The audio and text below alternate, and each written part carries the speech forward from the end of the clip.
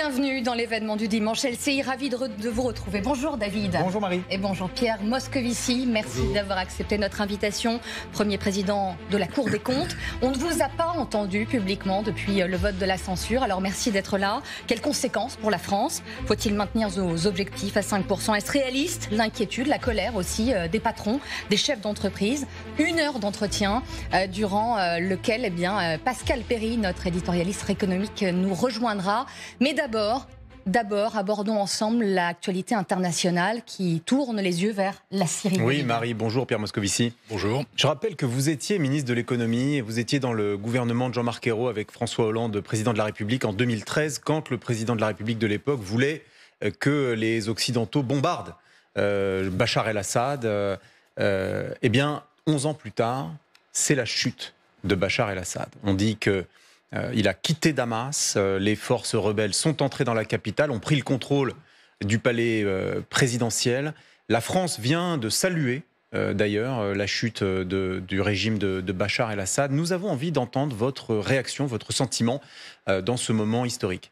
Quand on voit les scènes de liesse en Syrie, quand on voit ces cris, ces moments de joie partout dans le monde, on se souvient que c'est pas seulement 24 ans de Bachar el-Assad qui s'achève, que c'est 13 ans de guerre civile, que c'est 50 ans de pouvoir d'un seul parti et d'une seule famille, la famille Assad. Le parti Baas, et franchement, on ne peut qu'approuver, qu'être heureux de ce qui se produit. Cette chute, c'est la chute d'une dictature qui a été une dictature sanglante. On appelait Bachar el-Assad le boucher de Damas. Voilà quelqu'un qui a opprimé son peuple, qui a tué des centaines de milliers de personnes. Oui. Il y a partout dans le monde, et y compris en France, des réfugiés très nombreux, plusieurs millions de réfugiés, ou en tout cas de personnes qui ont fui la Syrie et ce régime. Donc c'est un moment, oui, qui est un moment de joie. Je suis surpris parce qu'en fer de lance de ces rebelles, ce sont des islamistes. Alors voilà, c'est un moment de joie et de soulagement. Ouais. Franchement, cette dictature, personne ne peut et ne doit la regretter, sauf à être passionnément russophile ou amateur de régime autoritaire, ce que je ne suis pas. Mais il faut qu'en même temps ce soulagement et cette joie soient tempérés. Tempérés par l'observation de ce qui se passe, parce que c'est vrai qu'il peut y avoir un régime djihadiste. Oui. C'est vrai qu'il peut y avoir à la place d'une dictature une autre dictature. Il faut être très vigilant, il faut se souvenir des printemps arabes, il faut se souvenir de ce qui s'est produit dans plusieurs pays arabes à ce moment-là, au tournant des années 2010, où un grand espoir était né, et puis après, on a assisté à la dislocation de la Libye, une période très compliquée pour nos amis tunisiens, avec un président qui est aujourd'hui qui est quelqu'un qui symbolise le retour en arrière. Donc vous décrivez quand même une forme de plongée, de saut dans l'inconnu, parce que cette chute, elle est à la fois, elle vient de loin, puisqu'il y a, comme vous le disiez, c'était il y a 11 ans, en réalité, qu'on a voulu pousser Bachar el-Assad dehors, 13 ans de guerre civile, mais en même temps, comme souvent ça arrive, il y a une accélération de l'histoire qui fait que d'un coup, ça tombe. Les fondations étaient vermoulues, tout était en réalité broyé, mais la chute est rapide. Les soutiens ont disparu, se sont évaporés partout. Cette crainte de retour du djihadisme, vous l'évoquiez. Regardez.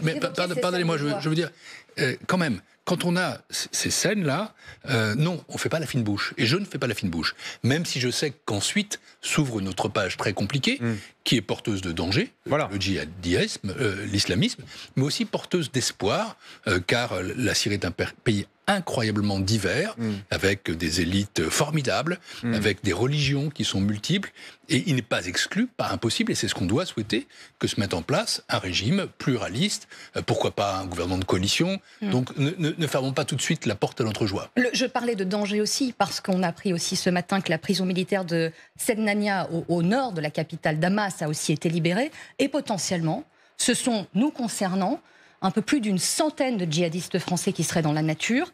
Quelle doit être là aussi la réponse de la France? Écoutez, la réponse de la France, elle vient d'être exprimée par le Quai d'Orsay.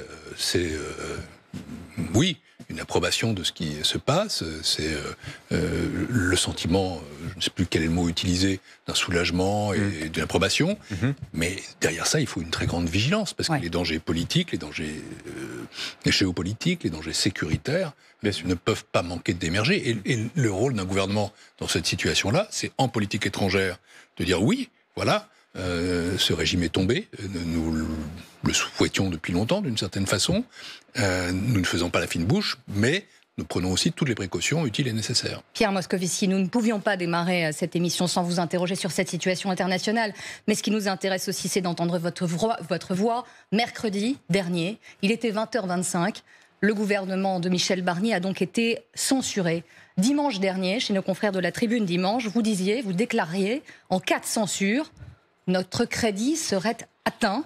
Où en est aujourd'hui, dimanche, une semaine plus tard, notre crédit? Dans la même interview, on me demandait aussi si c'était la catastrophe. Je répondais non. C'est ni une catastrophe, ni quelque chose d'anodin.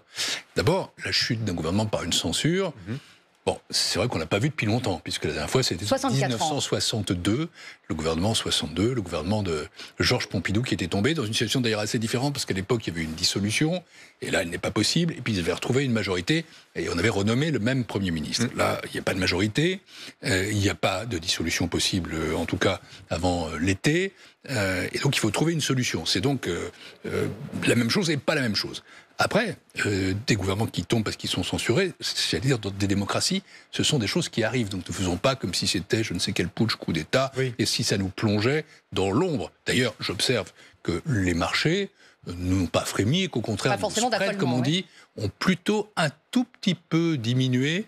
Il faudrait d'ailleurs, on en parlera peut-être, réfléchir à pourquoi cela s'est passé comme ça. On posera la question juste pour nos téléspectateurs. La situation... Non, pardon, le spread pour nos téléspectateurs. C'est la différence de taux d'intérêt entre la France et l'Allemagne, mais aussi, il faut regarder ça, entre la France et l'Espagne, la France et la Grèce, et la France et l'Italie. Voilà. Et ce qui est intéressant, c'est que, certes, le spread avec l'Allemagne se réduit un tout petit peu, mais il était monté très haut, mais celui avec l'Italie se réduit beaucoup, comme si l'Italie, tout à coup, apparaissait comme un havre de stabilité. Et donc, au fond, oui, notre crédit, il est surveillé, dirais-je.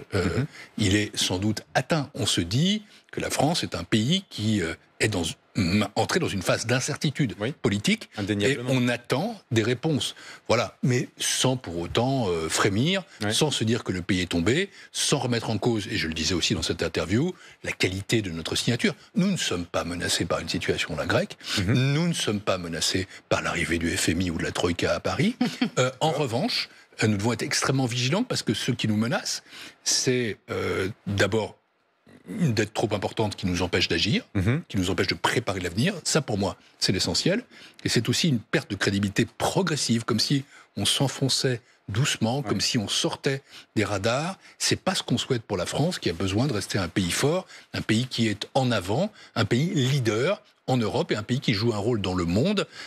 Et donc, voilà, on sent aussi les acteurs économiques hésitants, les appels du MEDEF qui parlent d'une récession technique, je ne sais pas, notre croissance pourrait être plus lente. Bref, si vous voulez, derrière ça, il y a toute une série de conséquences multidimensionnelles qui ne sont pas le chaos qui était annoncé par ceux qui disaient il faut absolument que Souban reste parce qu'après on tombe... Pas le chaos, mais pas encore le chaos. Non, c'est pas le chaos et ce ne sera pas le chaos. Mais moi, ce que je crains beaucoup plus, je le redis, c'est une forme d'enfoncement. C'est pour ça que je souhaite que d'abord on puisse arriver à une situation politique plus stable, pas parce que je fais de la politique, mais parce que la stabilité est ce qu'on attend de la France. Et je souhaite aussi qu'on continue à agir sur nos déficits et notre dette. On ne peut pas se dire, voilà, c'est rien, et on continue exactement comme ça. Non. Vous souhaitez une situation politique plus stable. Bon, j'imagine, enfin, c'est le cas sans doute de tous les Français, mais vous avez la solution magique ? Non, je ne l'ai pas. Vous savez, hier soir, ça m'arrive de vivre. J'étais au cinéma. J'étais voir un film qui s'appelle Conclave. Bien sûr. Il raconte comment l'Église catholique se choisit un chef, un pape. On enferme les cardinaux dans des salles totalement closes. Et puis, à travers un processus itératif assez curieux, où on découvre des choses sur les uns et sur les autres, à la fin, après 5 tours de fumée noire, il y a une fumée blanche. Vraiment, c'est pas forcément une source d'inspiration, mais ce que je souhaite, c'est qu'on trouve une situation situation, disons, plus stable que celle dont a souffert Michel Barnier. Parce qu'au fond, dès le départ, l'équation d'arrivée, elle se trouve dans l'équation de départ. Donc là, il avait un socle commun faible, très faible minoritaire. Et pas fiable peut-être aussi. Faible, oui, très minoritaire et pas très harmonieux. Voilà. Et donc déjà, le minimum, c'est que ceux qui le soutiennent vraiment, le prochain gouvernement. Et puis aussi, on savait que dès le départ qu'il avait besoin de la non-censure du RN. Oui. Et donc, à un moment donné, ce parti présentera en quelque sorte la facture. Ce qu'il a fait. Et elle était probablement trop salée. D'ailleurs, le président de la République qui a enclenché des consultations n'a pas invité le RN. Alors, c'est ce qu'il avait fait à l'été, à la fin de l'été. Écoutez, à un moment donné, ça veut dire aussi qu'il faut qu'on choisisse. Oui. Pendant les élections, s'est développé ce qu'on appelait le Front républicain. Et puis après, il y a eu une autre formule où tout à coup, le RN devenait un partenaire. Je ne sais pas comment il faut le traiter, mais là aussi, il faut une forme de stabilité. Je ne suis pas aujourd'hui dans la politique.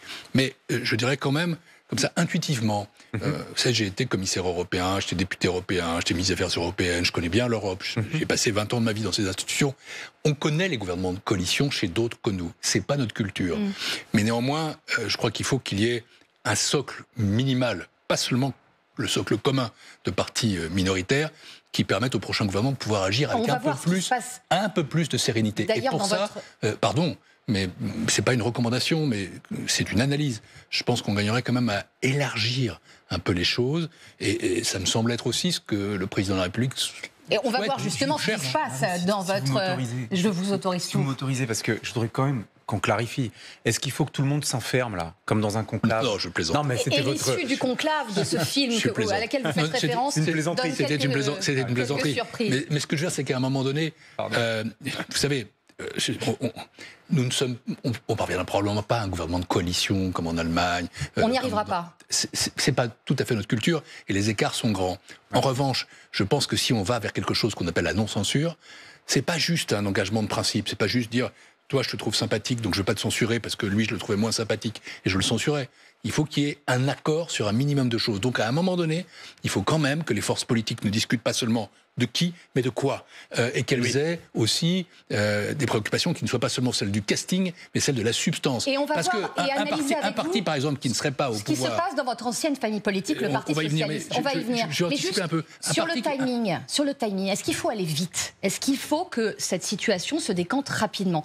David, vous le disiez, il a entamé une série de consultations qui n'étaient pas du tout au programme. On a compris qu'il voulait aller vite. Michel Barnier, censuré.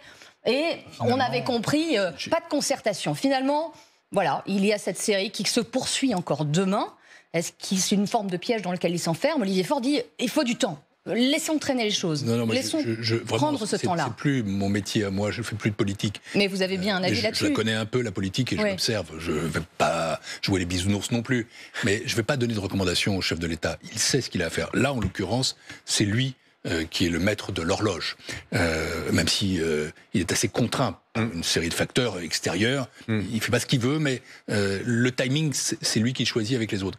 Ma tendance, c'est de dire qu'à la fois, pardon, je vais être un peu normand, il faut pas être trop lent.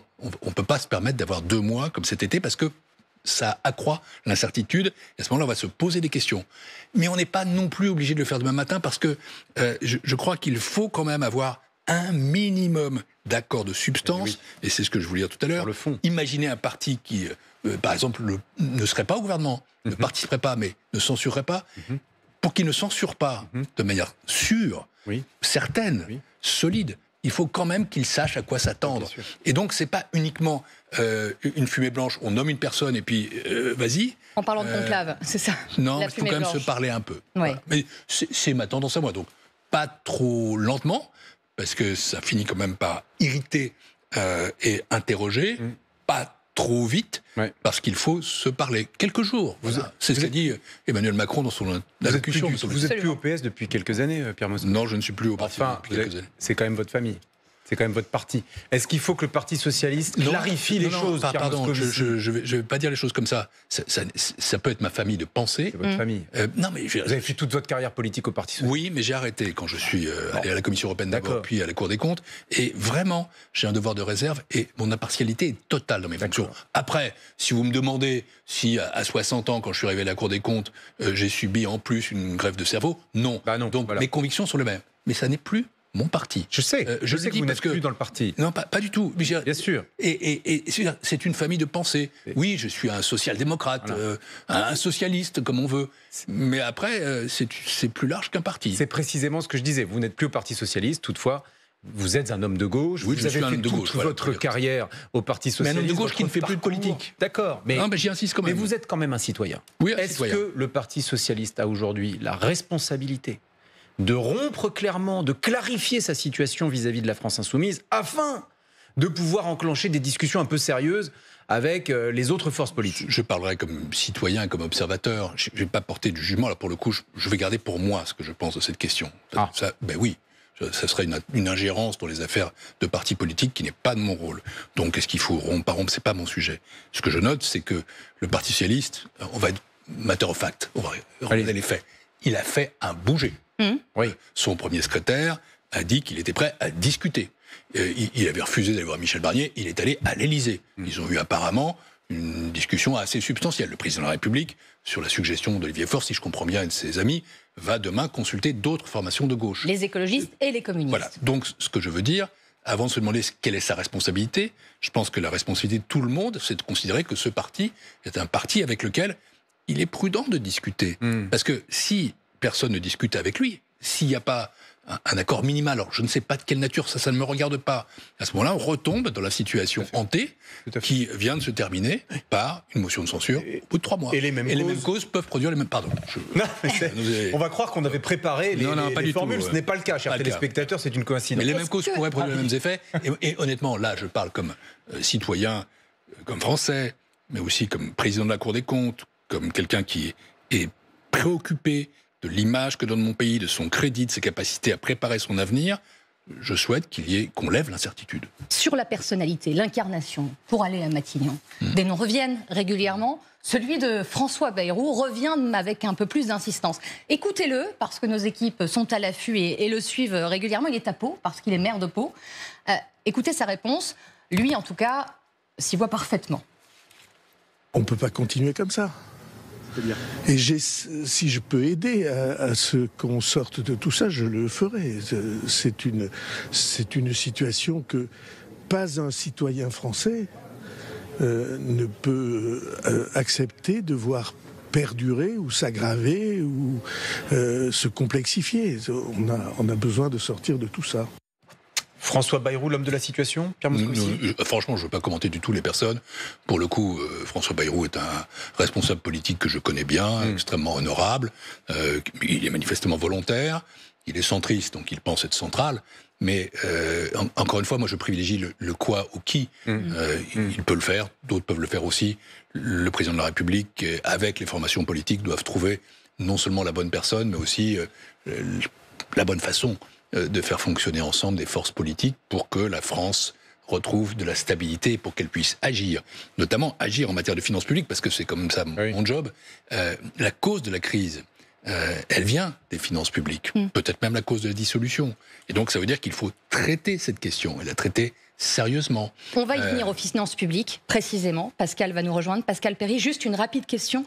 Quant à des déclarations multiples de responsables politiques, aux extrêmes, je pense à l'extrême gauche, la France insoumise, mais pas que, des Républicains, Jean-François Copé ou encore David Lisnard, qui appellent le président à démissionner, considérant que c'est peut-être la seule solution et la seule issue. Xavier Bertrand répond à cela en disant « Tous ceux qui veulent le départ du chef de l'État se rendent coupables d'un coup d'État rampant ». Que vous inspirent d'abord ces appels à la démission? Est-ce que vous trouvez ça grave? Ou est-ce que vous considérez que ça puisse être une solution? Je n'utiliserai pas la même formule que Xavier Bertrand parce que, somme toute, on peut être libre de faire cette analyse, voire d'avoir ce souhait. On est dans une crise. Mais ma position personnelle, c'est que non, rien ne doit conduire le chef d'État à la démission. Il a dit lui-même qu'il ne le souhaitait pas, mais ce n'est pas bon pour la France. Une situation de cette nature-là, qui se résoudrait par le départ du chef de l'État, montrerait que nos institutions sont très abîmées et on passerait d'une crise politique à une crise de régime. Je ne le souhaite pas. Et donc je souhaite vraiment qu'on trouve une solution dans le cadre des institutions de la Ve République avec ce président qui est élu pour 5 ans et qu'on aille jusqu'au terme de son mandat. Mais pour le faire, il faut trouver les bonnes solutions. Bien, Pierre Moscovici, nous allons accueillir sur ce plateau l'ami Pascal Perry, éditorialiste économique d'LCI. Bienvenue Pascal, prenez votre temps pour vous installer parce que Pierre Moscovici, j'aimerais que nous entrions dans le dur du sujet. Vous êtes le premier président de la Cour des comptes. La situation politique a changé puisque le gouvernement Barnier a été censuré, mais la situation économique, la situation des finances publiques est inchangée. Faut-il, je vous pose la question très directement, maintenir l'objectif qui avait été fixé par Michel Barnier, à savoir d'atteindre un déficit en 2025 de 5% du PIB? Je vais pas. D'abord, je dirais d'une certaine façon rendre hommage à ce que ce gouvernement, maintenant démissionnaire, avait à faire. Michel Barnier a hérité d'une situation de finances publiques extraordinairement difficile. Il a dû construire un budget en très peu de temps. Alors, du coup, il y avait aussi certaines choses qui étaient perfectibles, sans aucun doute, mais il voulait marquer un point d'inflexion avec les années précédentes qui avaient été extrêmement expansionnistes. Il était conscient que nous devions réduire de manière très importante nos déficits pour maîtriser notre dette. Parce que le vrai problème pour moi, c'est le niveau de notre dette. C'est la charge de remboursement. Nous remboursions 25 milliards d'euros par an en 2021, 53 milliards d'euros aujourd'hui, 70 milliards d'euros l'an prochain, 100 milliards d'euros peut-être à ce rythme-là dans quelques années. Et si on fait comme ça, l'action publique est paralysée. Et enfin, Michel Barnier voulait que cette inflexion soit nette. C'est-à-dire qu'on ne reporte pas l'effort en fin de période, surtout qu'on a décalé la fin de période, c'est plus 2027 mais 2029, pour être en dessous de 3%, mais qu'on fasse tout de suite un effort et qu'on aille vers 5%. Je crois que cette marche était élevée, je crois qu'elle était nécessaire. Et Elle était élevée, trop élevée ? Était élevée mais nécessaire. Oui, alors, dans l'idéal, c'est ce qu'il faudrait faire.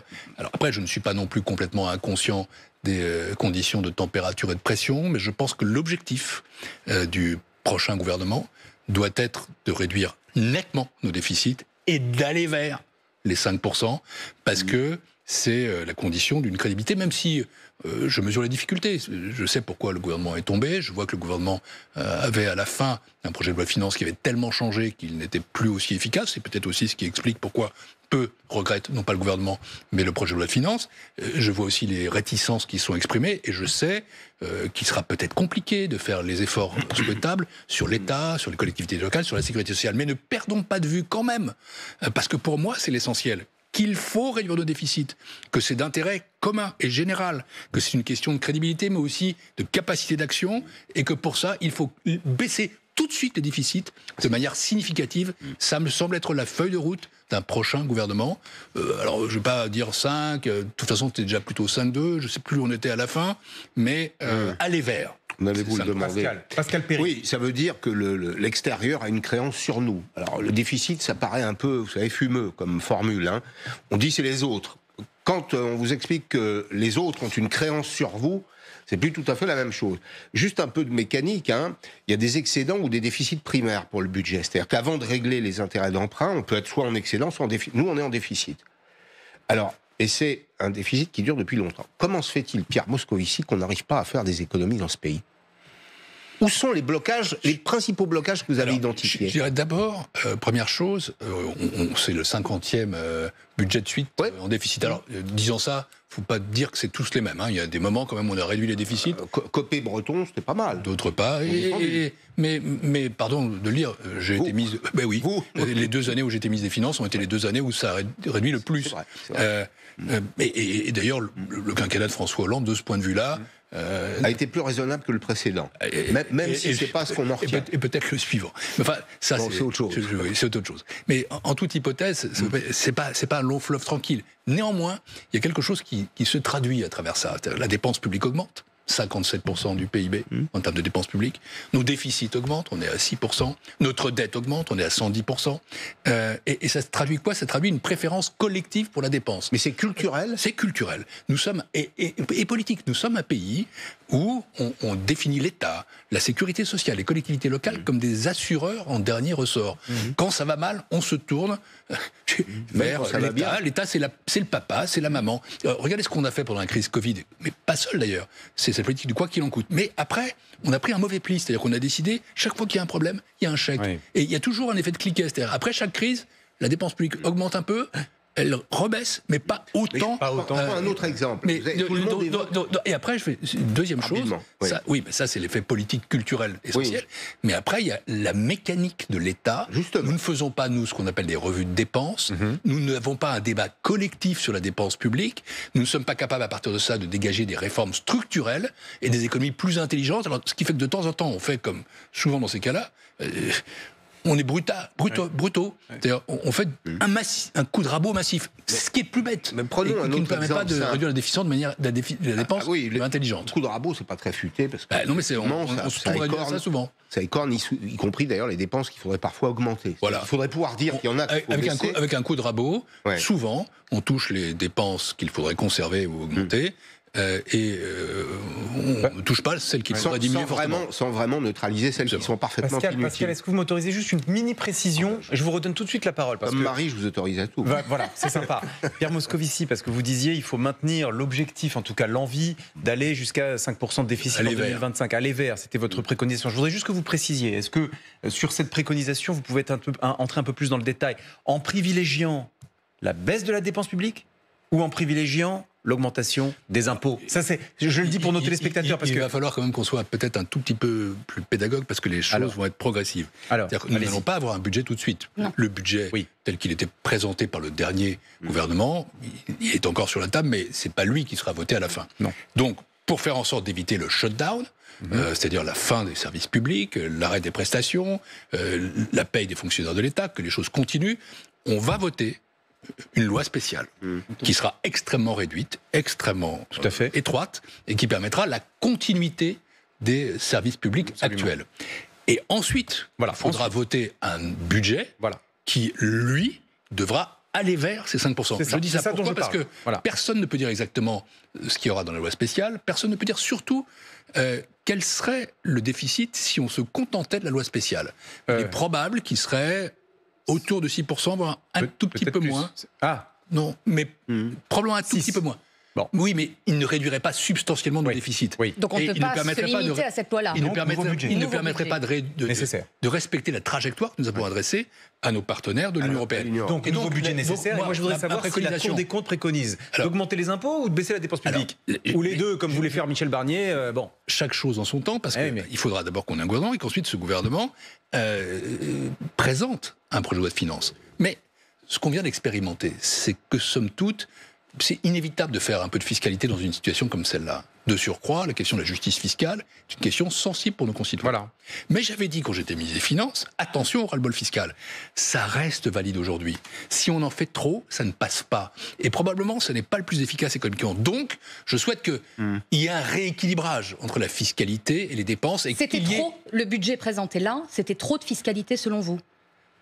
Pas assez équilibré. Je préconise, pour ma part, qu'il y ait un équilibre entre la fiscalité et les dépenses publiques et qu'on soit capable de faire le plus possible d'économies en dépenses intelligentes. C'est ce qui marche le mieux pour réduire les déficits. C'est ce qui permet de le faire dans la durée. Parce que de toute façon, vous pouvez faire un coup de fiscalité un an, l'année suivante, ça passe plus. Donc vraiment, aller vite vers les dépenses. En France, une fiscalité sur les revenus qui est 2 points supérieure pratiquement à celle de nos voisins. Sur le capital aussi. À quel moment dans ce pays on comprendra, vous avez été ministre de l'économie et des finances, que c'est en baissant les taux qu'on augmente les rendements? Le matraquage, ça marche. Enfin, vous l'avez dit vous-même, ça marche pas. Je ne vais pas me paraphraser. Ça ne marche pas. En 2013, pour la deuxième loi de finances qu'il s'agissait de passer, celle où j'ai été ministre des Finances, je voyais que certains voulaient augmenter massivement les impôts, la TVA, la CSG. Je m'y suis opposé. J'ai dit ras-le-bol fiscal. J'ai quitté le gouvernement 6 mois après. Mais parce que je sais qu'une fois ça va, à la limite, mais 2 fois bonjour les dégâts. Et surtout qu'à un moment donné, c'est vers la dépense qu'il faut se tourner. C'est là où sont les économies structurelles. Nous avons 57% de dépenses publiques dans le PIB. Que personne ne me raconte qu'il n'y a pas de possibilité de faire des économies intelligentes. C'est-à-dire de préserver les investissements de demain, indispensables, l'écologie, l'innovation, la recherche, la compétitivité. Nous sommes menacés de décrochage sur tous ces terrains-là et de faire des économies intelligentes sur toute une série de secteurs. Donc supprimer par exemple les allègements de charges, à hauteur de 4 milliards d'euros, comme c'était initialement prévu, était un mauvais... Le Parlement aura à en débattre. Je ne veux pas me prononcer sur telle ou telle mesure. Ça n'est pas mon rôle, ça n'est plus mon rôle. Mais si je parle de la dépense, je crois qu'il y a en effet toute une série de leviers qu'on peut actionner dans les trois dépenses. La dépense de l'État, la dépense de la sécurité sociale, la dépense des collectivités locales. Et je maintiens qu'on peut tout à fait maintenir un haut niveau de prestations sociales, par exemple, et faire des économies intelligentes. Il y a des dysfonctionnements. Mais pour ça, il faut être capable de faire autre chose, encore une fois, que du rabot, et d'aller soulever le capot des politiques publiques et dire, voilà, ici ou là, il faut réformer. On n'y arrive pas quand il y a une majorité parlementaire, on ne va pas y arriver avec une assemblée fragmentée. Écoutez, encore une fois, je reviens à ce que je disais tout à l'heure, je crois qu'il faut vraiment que les forces politiques se parlent, parce que ce qui est en cause, c'est pas juste ce qui se passe à l'Assemblée, c'est pas un théâtre, c'est quelque chose de fondamental pour les Français. Mais vous entendez... C'est quelle force pour nos services publics, quelle efficacité pour l'action de l'État, quelle souveraineté, parce que... Allez vous en parler des services publics, vous entendez comme moi les organisations syndicales, les partis de gauche dire aujourd'hui Macron ultralibéral a sacrifié les services publics. La croissance de l'emploi public n'a jamais été aussi forte qu'entre 2017 et 2024 pratiquement. C'est 4,5%, alors que c'était 2% auparavant. C'est-à-dire que Macron a créé plus d'emplois de fonctionnaires, c'est sous son mandat qu'on a créé plus d'emplois de fonctionnaires que sous le mandat de François Hollande. Ce qui est quand même délirant. Enfin, à votre avis, qu'en pensez-vous? Est-ce qu'un jardinier dans une collectivité publique doit être fonctionnaire? Le jardinier de Pascal. Je suis très heureux d'avoir cette journée. Je ne connaissais pas votre jardinier. Mais je connais des jardiniers. C'est un personnage récurrent. J'ai été moi-même président d'une agglomération. Et je vois ce que font les jardiniers. C'est très utile. Je veux faire un coup de chapeau aux jardiniers. Bien sûr. Mais pour être pour revenir au sujet... Il y a des possibilités de faire des économies qui sont très importantes. Et ce que je constate, c'est, comme vous, que la dépense publique a cru fortement. Je vais prendre un exemple récent. 2019, c'est juste avant la crise Covid, on est à 53,8% de dépenses publiques dans le PIB. On passe à près de 60% après la crise Covid. On redescend à 57%.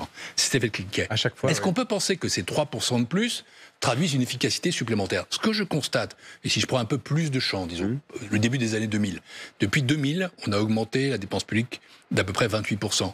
Et pourtant, la satisfaction dans les services publics a reculé. Et pas forcément à tort. Avec des Français qui se demandent où va l'argent. Notre système éducatif. Comment est-il utilisé? Exactement. Notre système éducatif, il est massif, il est de qualité, mais on constate un affaissement. Et la moitié des élèves de 3e ne savent pas correctement compter, écrire, lire. C'est délirant. Notre système de santé est un système qui a aussi des apories, même s'il est, par rapport à d'autres, quand même extrêmement enviable. Ne faisons pas non plus comme si la privatisation du système de santé était une solution. Qu'est-ce que ça signifie? Ça signifie qu'on peut à la fois réduire doucement la dépense publique et améliorer la qualité du service public. C'est le sens des réformes. Je ne vais pas m'attaquer aux jardiniers, je pense qu'il y a d'autres choses qu'on peut faire. On aimerait aborder la question houleuse de la réforme des retraites. La gauche réclame son abrogation, a tenté de faire voter un texte pour justement l'abroger. La nouvelle proposition d'Olivier Faure au Parti Socialiste, c'est de la geler et d'organiser une grande conférence de financement autour de cette réforme. Est-ce d'abord une bonne manière de procéder? Est-ce que vous pensez que ce serait la solution? Encore une fois, je ne suis pas là pour commenter les positions des partis politiques ou telle mesure ou tel débat d'actualité à l'Assemblée nationale. C'est vraiment pas mon rôle. Ce que je dirais simplement, il y a quelque chose d'intéressant dans ce que vous avez dit, je vais pas examiner exactement la proposition, c'est quand on fait une conférence de financement, c'est qu'on est conscient qu'il y a un problème de financement. Et moi, je partirais de là. La retraite, la réforme telle qu'elle est, elle a prêté un vaste débat. Et question centrale, par exemple, c'est l'âge pivot. Fallait-il les 64 ans ou pas? Mais il y a un intangible, c'est que le rapport entre les actifs et les inactifs se dégrade dans notre pays. Bien sûr. C'est que nous avons besoin de financer nos retraites. Et c'est que pour ça, il faut sans aucun doute qu'il y ait davantage de durée d'activité, d'autant que nous vivons plus longtemps et dans de meilleures conditions. Donc, autrement dit, je pense qu'on peut améliorer, modifier cette réforme comme toute. Très impopulaire. Mais qu'il est fondamental de financer nos retraites. Parce que si on ne le fait pas, à un moment donné, on se trouve dans un déséquilibre absolu et financier et social. On a ce schéma qui est une trajectoire de très long terme. Vous avez raison, la retraite par répartition, solidarité intergénérationnelle instantanée, c'est le nombre de cotisants, le volume des cotisations levées par rapport aux pensions. Donc c'est de la démographie, c'est de la croissance, c'est de la productivité, etc. C'est de l'emploi. Comment ? C'est de l'emploi. C'est de l'emploi. C'est d'abord du taux d'emploi. Si on avait le taux d'emploi, de nos voisins, pratiquement, on aurait réglé nos problèmes de financement de la protection sociale. Mais bon, c'est pas le cas aujourd'hui, donc c'est un objectif vers lequel il faut tendre. Votre préférence, elle ira à quoi ? Il faut oublier l'âge pivot et repenser, comme Marisol Touraine par exemple, le temps de cotisation, l'augmenter. Il faut revenir à la retraite par points. Il faut baisser les pensions, le taux de remplacement. Qu'est-ce qu'on peut faire ? Si j'étais un responsable politique, je vous répondrais, je ne le suis pas. Simplement, ce que je veux dire, c'est que vous avez évoqué diverses possibilités. Ce qui est certain, c'est que ce n'est pas la dernière réforme des retraites. La question, elle est devant nous, elle n'est pas derrière nous. Nous savons très bien que ce n'est pas financièrement équilibré à long terme, au-delà de 2030, au mieux. Et donc, ce n'est pas un sujet tabou. Alors, par exemple, la réforme par points, à mes yeux, avait un mérite. C'est que c'était une réforme qu'on dit systémique. C'est-à-dire qu'elle évitait justement de se poser la question d'un âge pivot sur lequel il y a un abcès de fixation et à chaque fois on se dit alors est-ce que c'est 62, 64, 67, est-ce qu'on revient à 60 ? Non. Chacun pouvait partir quand il le souhaitait, Absolument. Quand il estimait donc avoir... La question est un peu plus compliquée que ça. Encore une fois, moi je pars de la réalité. Je voudrais qu'on ait un diagnostic commun. C'est-à-dire qu'on a besoin de financer nos retraites si on veut les garder. Ça, c'est fondamental. Et ça ne doit pas échapper à la gauche, ça, non ? Parce que la gauche dit préalable pour gouverner, juste d'un mot. Ça n'a pas échappé à la gauche, parce que vous évoquez le gouvernement que j'ai appartenu, il y a eu une réforme. C'est la réforme Touraine, qui d'ailleurs était assez consensuelle et pas discutée. Alors ça, on savait aussi que ce n'était pas la dernière réforme. Il y a eu beaucoup de réformes. Et donc, ce que je veux dire, c'est qu'au fond, on est dans un mouvement de réforme continue. Il ne faut pas se bloquer, il faut avancer. Vous vous rendez compte que vos anciens camarades étaient prêts à voter l'abrogation de la réforme Touraine. Alors, c'est pas aller jusqu'au vote, parce que voilà, il y a des règlements parlementaires, mais... Je ne commente pas, vote un jour le jour. Mais justement, là, nous sommes dans une situation telle que on ne peut pas continuer ces jeux de rôle. Il faut avancer. Parce que sinon, on peut avoir à la fois des gouvernements instables et une forme d'inactivité. On a besoin d'avoir de l'activité, on a besoin d'avoir de l'action. Il faut sortir de cette situation de finances publiques. Et je dis ça, pas parce qu'en arrivant à la Cour des comptes, je serais devenu scrogneux, parce que depuis des décennies, je suis persuadé que la dette publique est l'ennemi de l'économie et l'ennemi du progrès social. Vous savez quel est le vrai chiffre pour moi qui m'importe ? C'est pas le 5%, 5,2%, c'est important, parce que ça donne la pente. Non, c'est le remboursement annuel de la dette. 25 milliards en 2021, c'est l'équivalent du budget du logement. 53 milliards cette année, c'est l'équivalent du budget de la dépense. 70 les prochaines de la défense. C'est à peu près le budget de l'éducation. 100 milliards, c'est plus haut que tout. Et quand vous avez chaque année 100 milliards d'euros à rembourser, c'est une dépense improductive, inefficace. Comment pouvez-vous investir dans ce qui nous importe, l'avenir de nos enfants, l'écologie, l'innovation, la compétitivité ? Il faut se désendetter, non pas pour l'Europe, même si ça compte, non pas pour nos créanciers, même si, évidemment, s'ils ne sont pas contents... Il faut leur apporter quelques gages quand même, néanmoins. Bien sûr, parce que ce qui se passe, c'est que si on perd de la crédibilité, les primes de risque augmentent, donc les taux d'intérêt augmentent, donc c'est encore plus cher, et il y a ce qu'on appelle un effet boule de neige. Mais en attendant, la vraie raison, c'est qu'il faut se désendetter pour retrouver de la souveraineté, de la capacité à agir dans le futur. Et ça, je trouve que c'est une question angoissante. Elle n'est pas de gauche, elle n'est pas de droite, elle est d'intérêt général. Comme homme de gauche, j'étais persuadé qu'il fallait se désendetter parce que j'aimais le service public et parce que j'aimais la solidarité sociale. Mais comme homme de droite, on peut avoir des préoccupations parallèles. Il faut se désendetter pour agir. Petit point technique, certes technique, mais important parce qu'il concerne tous ceux d'entre nous qui payons l'impôt sur le revenu. Donc, parmi ceux qui nous regardent, ils sont sans doute très nombreux. Il y a un petit débat constitutionnel. Est-ce que dans la loi spéciale qui va nous permettre d'éviter le shutdown, vous l'avez évoqué il y a 10 minutes, est-ce que dans cette loi spéciale, on est en capacité d'indexer le barème de l'impôt sur le revenu sur l'inflation ? Je précise pour les téléspectateurs, si on ne le fait pas, mécaniquement, ça fait entrer presque 400 000 personnes dans l'impôt sur le revenu, d'une part, et puis ça augmente en fait l'impôt sur le revenu pour... Sauf si on ne modifie pas le prélèvement à la source, pendant les 3 mois, par exemple, du premier trimestre. Disons que le prélèvement à la source reste le même, le taux de prélèvement reste le même. C'est ça, Pascal, mais merci, mais c'est exactement la question, c'est qu'est-ce qu'on peut faire ? Qu'est-ce qu'on peut faire par rapport à ça ? Je pense qu'il y a technique, tout en restant dans la Constitution. Il y a plusieurs questions derrière cette question. Alors, allez-y. Première chose, a priori, comme ça, mais je ne suis pas un expert constitutionnel, mais on a un peu regardé ça de près quand même, oui. La loi spéciale n'est pas faite pour modifier le barème de l'impôt. Elle n'est pas faite pour ça. C'est pas prévu par la Constitution. Okay. Et donc, il vaudrait mieux pas le faire, même si le Conseil constitutionnel peut ensuite peut l'apprécier. Il ne faut pas l'exclure.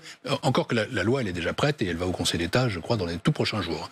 Je ne sais pas ce qu'elle comporte. Mais donc, ce que vous dites, c'est que ça pourrait, en début d'année... Non, alors, après... Des millions de Français voir leur impôt augmenter. Il ne faut pas non plus se faire peur. Alors, allez-y. Parce que la loi spéciale, pour moi, qu'est-ce que c'est ? C'est un expédient. C'est-à-dire c'est une solution temporaire. C'est-à-dire que pendant... là, on s'assure que simplement le 1er janvier, tout ne s'arrête pas. Et mais vous disiez vous-même que le budget va mettre du temps à être voté, malgré tout. Vous pouvez après, dans le cadre du PLF, revoter une indexation, les impôts ne sont pas perçus tout de suite, on peut réajuster. Donc je ne voudrais pas que les Français pensent que s'il n'y a pas d'indexation barème, ça veut dire qu'ils vont, dans cette loi spéciale, ça veut dire qu'ils vont payer plus d'impôts. D'accord. En revanche... Ça, c'est important de le dire. Non, en revanche, je vais être précis jusqu'au bout. Oui, allez-y. Nous pourrions envisager une situation dans laquelle il n'y aurait pas de projet de loi de finances l'an prochain. Ça existe. L'Espagne n'a pas de budget depuis 2 ans. Dans ce cas-là, nous vivrions... on exécute des 12e. Sur les 12e et sur les taux de... Alors là les Français paieraient plus. C'est pourquoi, y compris par rapport à cette question de l'impôt sur le revenu, nous avons besoin d'un projet de loi de finances. La loi spéciale, ça permet la continuité du service public. Ce n'est pas la bonne solution. Il faut derrière ça préparer un PLF, et dans ce cadre-là, cette question de l'impôt sera résolue. Parce que sans quoi, en effet, il est vraisemblable que nos concitoyens paieront plus d'impôts.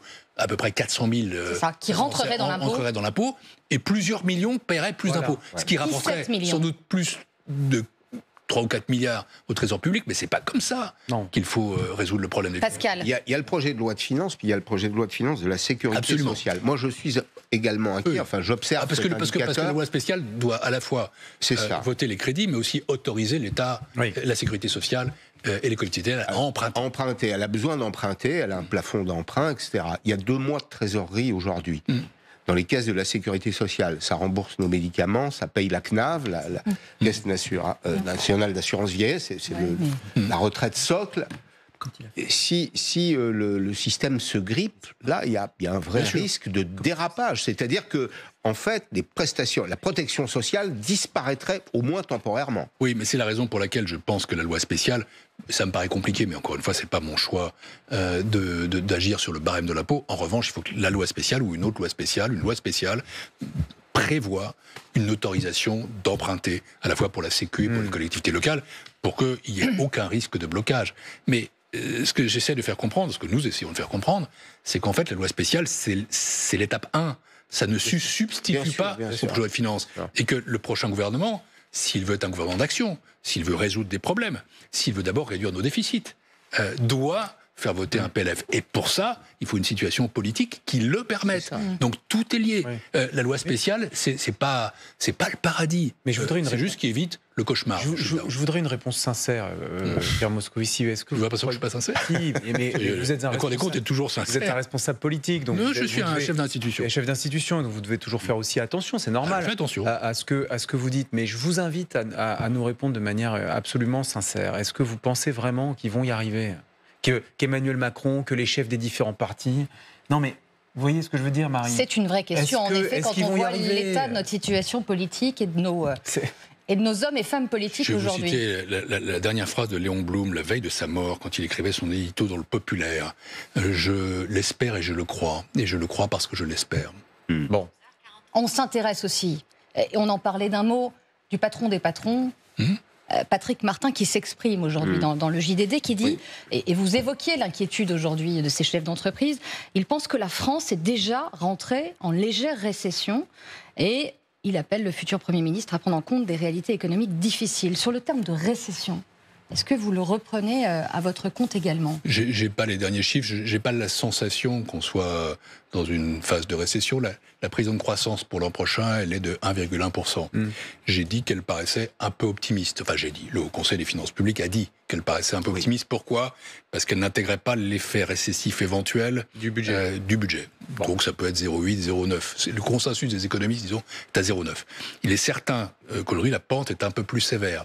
Et donc, on se ramène toujours à votre question. Bah oui. Ce qui nous pénalise aujourd'hui, c'est pas tant les finances publiques en termes de croissance, c'est l'incertitude. L'incertitude est l'ennemi de l'économie. Il faut lever l'incertitude. Il faut qu'on trouve une situation qui redonne une boussole et de la confiance. Et pas seulement à nos créanciers. Pas seulement à l'extérieur. À nos agents économiques, à nos entrepreneurs. À nos entrepreneurs. Mais aux consommateurs. À chacun, parce que la consommation aussi. Vous savez, la croissance de l'an prochain, telle qu'elle est projetée, elle repose pour beaucoup sur une relance de la consommation. Mais on n'a pas envie non plus de consommer. Les Français font le contraire, ils épargnent. Oui, ils épargnent. Donc si vous voulez... Ils repoussent à plus tard certains achats. Une situation d'incertitude crée forcément une aversion au risque. Ce qui veut dire que les investisseurs diffèrent leurs investissements, les consommateurs diffèrent leur consommation, et c'est l'épargne qui continue de monter. Et l'épargne, nous en avons trop en réalité. Elle n'est pas non plus productive pour l'économie. Donc il faut lever l'incertitude pour créer de la confiance et pour débloquer les freins de l'économie également. Et on retiendra ces mots de Bloom. Vous y croyez ? Parce que vous l'espérez. Parce que vous l'espérez. Oui. C'est plutôt l'inverse. Vous l'espérez parce que vous y croyez, vous y croyez parce que vous Je ne sais plus exactement si ça marche dans les deux sens. Merci. Une autre formule qui dit il y a deux façons de subvertir un peuple, de le soumettre, la guerre et l'impôt, la dette. Voilà. John Adams, on va réfléchir, effectivement. Merci infiniment, Merci à vous. Pierre Moscovici, d'avoir été notre invité.